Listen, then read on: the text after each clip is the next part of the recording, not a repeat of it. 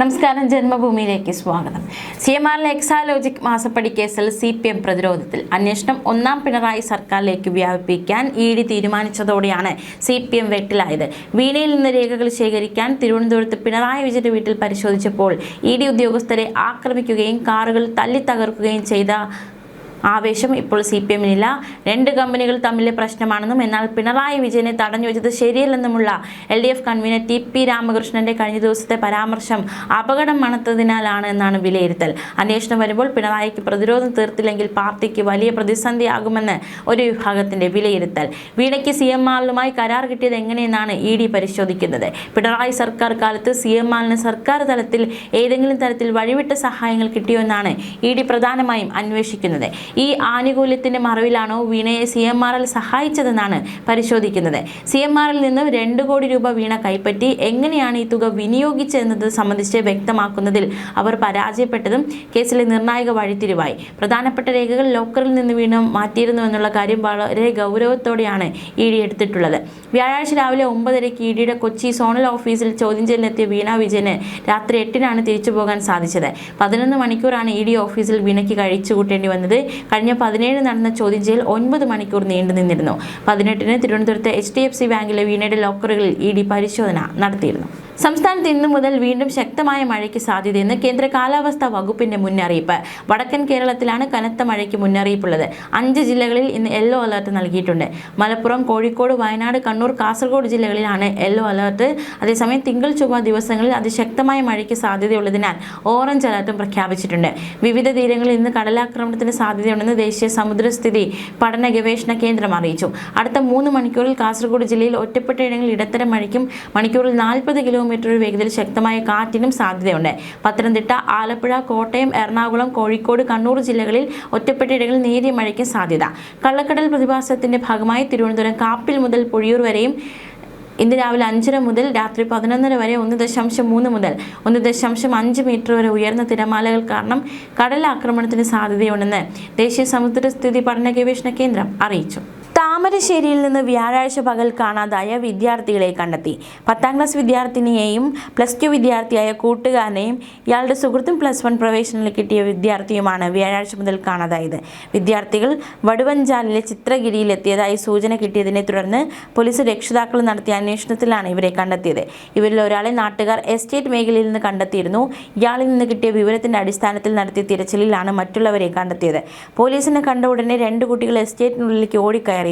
ഒപ്പമുണ്ടായിരുന്ന 17-കാരനെയും പെൺസുഹൃത്തായ 15-കാരിയെയും 4.5 മണിക്കൂർ നീണ്ട ശ്രമകരമായ തിരച്ചിലിനൊടുവിൽ വനമേഖലയോട് ചേർന്ന കാപ്പിത്തോട്ടത്തിന്റെ പരിസരത്ത് വെച്ച് കണ്ടെത്തി. രാത്രി 11 മണിക്ക് ശേഷമാണ് ഇവരെ കണ്ടെത്തിയത്. KSRTCയിലെ സ്ത്രീകളുടെ സൗജന്യ യാത്ര കാരണം കടുത്ത സാമ്പത്തിക പ്രതിസന്ധി നേരിടുന്ന സാഹചര്യത്തിൽ കോഴിക്കോട്, വയനാട് ജില്ലകളിലെ സ്വകാര്യ ബസ് ഉടമകൾ ജൂലൈ മുതൽ സർവീസുകൾ നിർത്തിവെക്കാൻ തീരുമാനിച്ചു. സർവീസുകൾ തുടരുന്നത് വലിയ സാമ്പത്തിക നഷ്ടത്തിന് കാരണമാകുന്നുവെന്നാണ് ഉടമകളുടെ സംഘടന വ്യക്തമാക്കുന്നത്. കോഴിക്കോട് ജില്ലയിൽ നിലവിൽ ഒരു ബസ്സിന് പ്രതിദിനം 4000-ഓളം രൂപയുടെയും വയനാട് ജില്ലയിൽ 2000 രൂപ മുതൽ 5000 രൂപ വരെ നഷ്ടം സംഭവിക്കുന്നുണ്ടെന്നാണ് ബസ് ഓപ്പറേറ്റർമാരുടെ സംഘടന പറയുന്നത്. ഓരോ ദിവസവും കടം വാങ്ങിയാണ് ജീവനക്കാർക്ക് കൂലി നൽകുന്നതെന്നും സംഘടനയുടെ യോഗം ചൂണ്ടിക്കാട്ടി. കോഴിക്കോട് ജില്ലയിലെ പ്രധാന റൂട്ടുകളായ കുറ്റ്യാടി, കുന്നമംഗലം, താമരശ്ശേരി, മുക്കം, വടകര, കൊയിലാണ്ടി സർവീസുകളെല്ലാം നിലവിൽ കടുത്ത നഷ്ടത്തിലാണ് മുന്നോട്ട് പോകുന്നത്. ഈ വിഷയം മുഖ്യമന്ത്രിയുടെയും ഗതാഗത മന്ത്രിയുടെ ശ്രദ്ധയിൽപ്പെടുത്തിയിട്ടും ഇതുവരെ അനുകൂലമായ നടപടികളോ പരിഹാരമോ ഉണ്ടായിട്ടില്ലെന്ന് ഭാരവാഹികൾ കുറ്റപ്പെടുത്തി. സർവീസ് അവസാനിപ്പിക്കുന്നുവെന്ന് കാണിച്ച് വയനാട് ജില്ലയിലെ ബസ് ഉടമകൾ മോട്ടോർ വാഹന വകുപ്പിന് കൂട്ടത്തോടെ G-ഫോം നൽകി തുടങ്ങി. ഇതേ തുടർന്ന് ജൂലൈ 1 മുതൽ ജില്ലയിലെ വിവിധ റൂട്ടുകളിൽ ഓടുന്ന 200-ഓളം സ്വകാര്യ ബസ്സുകൾ സർവീസ് പൂർണ്ണമായി നിർത്തിവെക്കുമെന്നാണ് ബസ് ഉടമകൾ വ്യക്തമാക്കുന്നത്. അടിയന്തരാവസ്ഥ പ്രഖ്യാപനം ഭാരത ഭരണഘടനയും ജനങ്ങളുടെ മൗലിക അവകാശങ്ങളെയും തച്ചുടച്ച കറുത്ത അധ്യായമാണെന്ന് BJP സംസ്ഥാന അധ്യക്ഷൻ രാജീവ് ചന്ദ്രശേഖർ. അടിയന്തരാവസ്ഥയുടെ 51 വർഷത്തിൽ അടിയന്തരാവസ്ഥയുടെ കരിദിനങ്ങൾ ഒരു ഓർമ്മപ്പെടുത്തൽ, ജനാധിപത്യം ഇരുളടഞ്ഞ 51 വർഷം എന്ന വിഷയത്തിൽ BJP സിറ്റി ജില്ലാ കമ്മിറ്റി സംഘടിപ്പിച്ച പരിപാടി ഉദ്ഘാടനം ചെയ്യുകയായിരുന്നു അദ്ദേഹം. ഭരണഘടന ഭാരതത്തിലെ ഓരോ പൗരനും തുല്യമായ അവകാശങ്ങളാണ് ഉറപ്പു നൽകിയത്. എന്നാൽ ഏകദേശം 50 വർഷങ്ങൾക്ക് മുൻപ് ഒരു കോൺഗ്രസ് സർക്കാർ സ്വന്തം കുടുംബത്തെയും അധികാരത്തെയും സംരക്ഷിക്കാൻ വേണ്ടി മാത്രം രാജ്യത്ത് അടിയന്തരാവസ്ഥ അടിച്ചേൽപ്പിക്കുകയും ജനങ്ങളുടെ മൗലിക അവകാശങ്ങൾ കവർന്നെടുക്കുകയും ചെയ്തു. ചരിത്രത്തിൽ നിന്ന് പാഠം ഉൾക്കൊള്ളാത്ത ചെയ്യാത്തവർ ആ തെറ്റുകൾ ആവർത്തിക്കാൻ നിർബന്ധിതരാകുമെന്ന ഓർമ്മപ്പെടുത്തലോടെ വേണം ഈ ദിനത്തെ കാണേണ്ടത്. ഭരണഘടനയെ വെല്ലുവിളിക്കുകയും ദുർബലമാക്കാനും തകർക്കാനും ശ്രമിക്കുന്ന ശക്തികൾ നിലനിൽക്കുന്നു.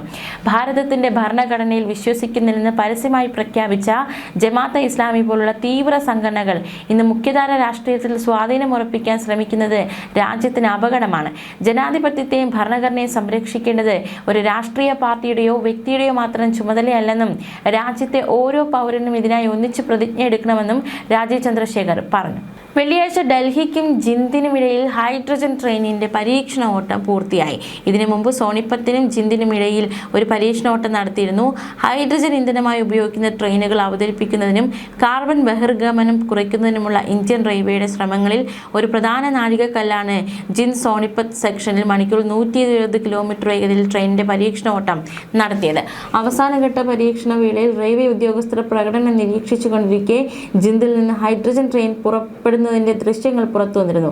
ശേഷിക്കുന്ന നിയന്ത്രണ പ്രവർത്തന നടപടിക്രമങ്ങൾ പൂർത്തിയാക്കിയ ശേഷം ട്രെയിൻ പാസഞ്ചർ സർവീസിൽ പ്രവേശിക്കുന്നതിന് മുമ്പുള്ള ഒരു പ്രധാന ഘട്ടമായാണ് ട്രെയിനിന്റെ വിജയകരമായ പരീക്ഷണോട്ടം കാണുന്നത്. തമിഴ്നാട്ടിൽ ട്രിച്ചി ഈസ്റ്റ് മണ്ഡലത്തിൽ വമ്പൻ ഉപതെരഞ്ഞെടുപ്പിന് കളമൊരുങ്ങുന്നതായി സൂചന. മുഖ്യമന്ത്രി സി ജോസഫ് വിജയ് രാജിവെച്ചതിനെ തുടർന്ന് ഒഴിഞ്ഞുകിടക്കുന്ന നിയമസഭാ സീറ്റിൽ DMK അധ്യക്ഷൻ MK സ്റ്റാലിൻ മത്സരിച്ചേക്കുമെന്ന് വിശ്വസനീയമായ കേന്ദ്രങ്ങളെ ഉദ്ധരിച്ച റിപ്പോർട്ടുകൾ പുറത്തുവരുന്നു. സ്റ്റാലിനെ പൂട്ടാൻ വിജയ് നടി തൃശ ഇറക്കിയേക്കുമെന്ന അഭ്യൂഹവും ശക്തമാകുന്നു. എന്നാൽ മുൻ മുഖ്യമന്ത്രിയായ സ്റ്റാലിൻ ഈ റിപ്പോർട്ടുകൾ ഇതുവരെ സ്ഥിരീകരിക്കുകയോ തള്ളിക്കളയുകയോ ചെയ്തിട്ടില്ല. മുതിർന്ന DMK നേതാവ് KN നെഹ്റു പുതുക്കോട്ടയിൽ നടന്ന ഒരു യോഗത്തിൽ മുൻ മുഖ്യമന്ത്രി ഉടൻ തന്നെ നിയമസഭയിലേക്ക് തിരിച്ചെത്തുമെന്ന് വ്യക്തമാക്കിയതോടെയാണ് തമിഴ്നാട് രാഷ്ട്രീയത്തിൽ സ്റ്റാലിൻ്റെ സ്ഥാനാർത്ഥിത്വത്തെക്കുറിച്ചുള്ള ചർച്ചകൾ സജീവമായത്. അടുത്തിടെ നടന്ന പൊതു തിരഞ്ഞെടുപ്പിൽ തന്റെ പരമ്പരാഗത കോട്ടയായ കൊളത്തൂരിൽ നിന്ന് മത്സരിച്ച സ്റ്റാലിൻ 8000 വോട്ടുകളുടെ മാർജിനിൽ പരാജയപ്പെട്ടിരുന്നു. വ്യാപാരം, നിക്ഷേപം, പ്രതിരോധം തുടങ്ങിയ മേഖലകളിൽ ഉഭയകക്ഷി ബന്ധം വികസിപ്പിക്കുന്നതിനുള്ള വഴികൾ ആരായുന്നതിനായി ജാപ്പനീസ് പ്രധാനമന്ത്രി സനെ തകായിച്ചി അടുത്തയാഴ്ച 3 ദിവസത്തെ ഇന്ത്യ സന്ദർശനം നടത്തും. പ്രധാനമന്ത്രി നരേന്ദ്രമോദിയുടെ ക്ഷണപ്രകാരം ജൂലൈ 1 മുതൽ 3 വരെ 16ാമത് ഇന്ത്യ ജപ്പാൻ വാർഷിക ഉച്ചകോടിയിൽ പങ്കെടുക്കാൻ തകായിച്ചി ന്യൂഡൽഹിയിലേക്ക് ഔദ്യോഗിക സന്ദർശനം നടത്തുമെന്ന് വിദേശകാര്യ മന്ത്രാലയം അറിയിച്ചു. അതിർത്തി സുരക്ഷ മുൻകാലത്തേക്കാൾ ശക്തിപ്പെടുത്തിയതായും പാകിസ്ഥാനിൽ നിന്നും ബംഗ്ലാദേശിൽ നിന്നുമുള്ള നുഴഞ്ഞുകയറ്റ ശ്രമങ്ങൾ ഗണ്യമായി കുറഞ്ഞതായും കേന്ദ്ര ആഭ്യന്തരമന്ത്രി അമിത് ഷാ അതിർത്തി മേഖലകളിൽ കൂടുതൽ നിരീക്ഷണ സംവിധാനങ്ങളും സാങ്കേതിക സംവിധാനങ്ങളും വിന്യസിച്ചിട്ടുണ്ടെന്നും അദ്ദേഹം പറഞ്ഞു. അനധികൃതമായി ഇന്ത്യയിൽ കഴിയുന്നവരെ കണ്ടെത്തി നിയമാനുസൃത നടപടികൾ സ്വീകരിക്കുന്നതിനായി വിവിധ സംസ്ഥാനങ്ങളുമായി സഹകരിച്ച് പരിശോധനകളും തിരിച്ചറിയൽ നടപടികളും പുരോഗമിക്കുകയാണെന്നും കേന്ദ്ര സർക്കാർ അറിയിച്ചു. രാജ്യത്തിന്റെ സുരക്ഷയും ജനസംഖ്യാപരമായ സന്തുലിതാവസ്ഥയും സംരക്ഷിക്കുന്നതിനാണ് ഇത്തരം നടപടികളെന്ന് കേന്ദ്ര ആഭ്യന്തര മന്ത്രാലയം അറിയിച്ചു. ഫിലിപ്പീൻസിൽ ശക്തമായ ഭൂചലനം. ഫിലിപ്പീൻസിലെ തെക്കൻ ദ്വീപായ മിൻഡാനോവോയിലാണ് റിക്ടർ സ്കെയിലിൽ 6.5 തീവ്രത രേഖപ്പെടുത്തിയ ഭൂചലനമുണ്ടായത്. വെനസ്വേലയിൽ കഴിഞ്ഞ ദിവസം വൻ നാശനഷ്ടം വിതച്ച ഭൂകമ്പമുണ്ടായിരുന്നു. ഭൂമിയുടെ ഉപരിതലത്തിൽ നിന്ന് 29 കിലോമീറ്റർ താഴെയാണ് ഫിലിപ്പീൻസിൽ ഭൂകമ്പമുണ്ടായത്. അതുകൊണ്ട് തന്നെ വലിയ തോതിൽ ആളപായമോ വലിയ നാശനഷ്ടങ്ങളോ റിപ്പോർട്ട് ചെയ്തിട്ടില്ല. ജൂൺ ആദ്യവാരത്തിലും മിൻഡാനോവോയിൽ ഭൂചലനം ഉണ്ടായിരുന്നു. ലാറ്റിൻ അമേരിക്കയിലെ വെനസ്വേലയിലുണ്ടായ ഭൂകമ്പത്തിൽ മരിച്ചവരുടെ എണ്ണം 589ആയി.